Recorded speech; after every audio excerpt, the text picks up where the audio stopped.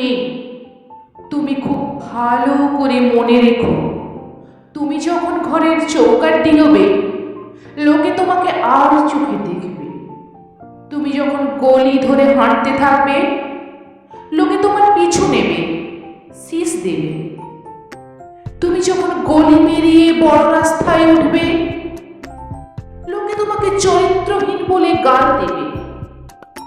যদি তুমি অপদার্থ হও, তুমি পিছু ফিরবে, আর তা না হলে যেভাবে যাচ্ছ যাবে।